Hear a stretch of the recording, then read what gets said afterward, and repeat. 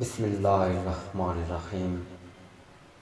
ایک بار حضرت نبی اکرم صلی اللہ علیہ وسلم لوگوں میں بیٹھے ہوئے ان سے باتیں کر رہے تھے۔ اتنے میں ایک دیہاتی آپ کے پاس آیا اور پوچھنے لگا کہ قیامت کب آئے گی۔ آپ اپنی گفتگو میں مصروف رہے۔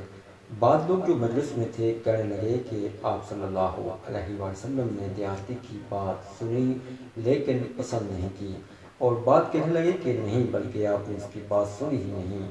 جب آپ صلی اللہ علیہ وسلم اپنی باتیں پوری کر چکے تو میں سمجھتا ہوں کہ آپ صلی اللہ علیہ وسلم نے جو فرمایا وہ قیامت کے بارے میں پوچھنے والا کہاں گیا؟ اس دیہاتی نے کہا یا رسول اللہ میں موجود ہوں۔ آپ صلی اللہ علیہ وسلم نے فرمایا کہ جب ایمانداری دنیا سے اٹھ جائے تو قیامت قائم ہونے کا انتظار کر۔ اس نے کہا ایمانداری اٹھنے کا کیا مطلب ہے؟ آپ صلی اللہ علیہ وسلم نے فرمایا کہ جب حکومت کے کاروبار نالائق لوگوں کے سپرد کر دیے جائیں تو قیامت کا انتظار کر۔ روزانہ احادیث مبارکہ سننے کے لیے ہمارے YouTube چینل کو سبسکرائب کیجیے۔ جزاکم اللہ۔